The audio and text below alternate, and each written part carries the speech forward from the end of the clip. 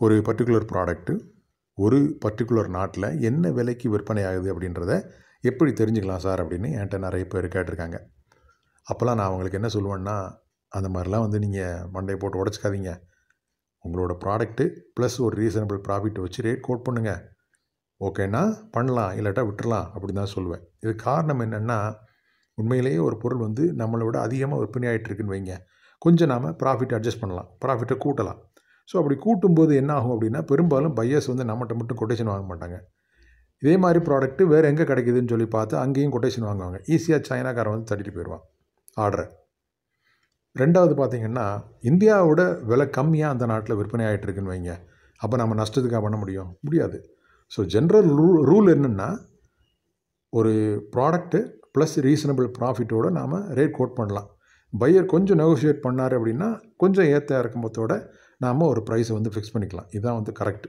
இருந்தாலும் இந்த வீடியோவில் ஒரு புரிதலுக்காக ஒரு நாட்டில் ஒரு பொருள் என்ன விலைக்கு விற்பனை ஆகுது அப்படின்றத வந்து நாம் எப்படி தெரிஞ்சுக்கலாம் அப்படின்றத பற்றி பார்க்க போகிறோம். First e-commerce site Amazon, eBay, அதுக்கடுத்து வால்மார்ட் மாதிரியான தளங்களில் ஒரு ப்ராடக்ட்டுக்கான ரீட்டைல் ப்ரைஸை வந்து நம்ம ஈஸியாக பார்த்துடலாம். ஸோ அதை வச்சுட்டு நாம் எப்படி ஹோல்சேல் ப்ரைஸ் கண்டுபிடிக்கலாம்னா, அதே மாதிரி ப்ராடக்ட்டு நம்ம ஊரில் ரீட்டெயில் என்ன போயிட்டுருக்குது, ஹோல்சேல் என்ன போயிட்டுருக்கு அப்படின்றத பார்த்துட்டோன்னா, ஜஸ்ட்டு அதே மாதிரி நாம் அங்கே ஓரளவுக்கு கன்வெர்ட் பண்ணி பார்த்தோம் அப்படின்னாலே நமக்கு ஒரு அப்ராக்சிமேட் காஸ்ட் ஹோல்சேல் ப்ரைஸ் வந்து நமக்கு தெரிஞ்சிடும். ரெண்டாவது, நாம் என்ன பொருளை ஏற்றுமதி பண்ண போகிறோமோ அதே மாதிரியான ஒரு பொருள் அந்த நாட்டில் விற்பனை ஆகிட்ருக்கோம். இப்போ பாத் சோப்புன்னு வைங்க, பாத் சோப்பு ஏற்கனவே அந்த நாட்டில் ஒரு பிராண்ட் வந்து விற்பனை பண்ணிகிட்ருக்கோம். அவங்களோட சைட்டுக்கு போனாலும் ரீட்டைல் ப்ரைஸ் ஹோல்சேல் ப்ரைஸ்லாம் இருக்க வாய்ப்பு இருக்குது. கண்டிப்பாக ரீட்டைல் ப்ரைஸ் இருக்க வாய்ப்பு இருக்குது. ஸோ அதை வச்சே நாம் ஜட்ஜ் பண்ணிக்கலாம். அதுக்கடுத்து பார்த்தீங்க அப்படின்னா, சில ப்ரைஸ் கம்பேரிசன் வெப்சைட்ஸ் அதெல்லாம் இருக்குது.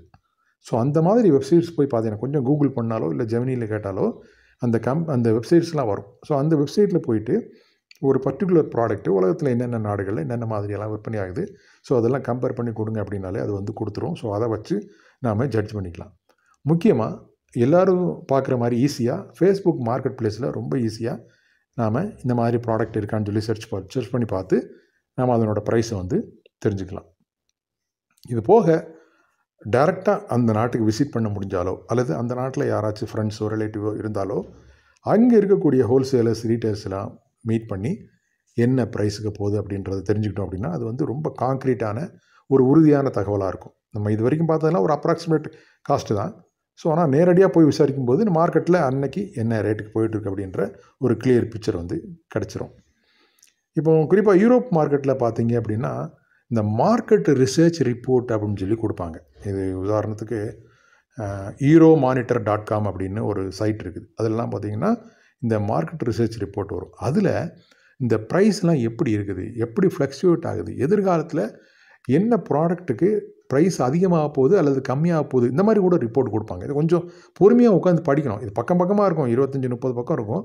உட்காந்து படித்து ஒரு ரிசர்ச் ஸ்டூடெண்ட் மாதிரி கொஞ்சம் ஆராய்ச்சி பண்ணோன்னா ஒரு சரியான ப்ராடக்ட்டையும் சூஸ் பண்ணலாம். அதே நேரத்தில் அந்த ப்ராடக்ட் எதிர்காலத்தில் அதனோட ப்ரைஸ் அதிகமாக போதா கம்மியாக போதா அப்படின்ற ஒரு ஜட்ஜ்மெண்ட்டுக்கு நம்ம வர்றதுக்கு வாய்ப்பு இருக்குது. ஸோ இந்த மாதிரி கொஞ்சம் எஃபோர்ட் போட்டாலே நமக்கு ஓரளவுக்கு ஒரு நாட்டில் ஒரு பர்டிகுலர் ப்ராடக்ட்டு ஹோல்சேலில் என்ன ரேட்டு போயிட்டுருக்குது, ரீட்டெயிலில் என்ன ரேட் போயிட்டுருக்கு அப்படின்றது வந்து தெரிஞ்சிடும்.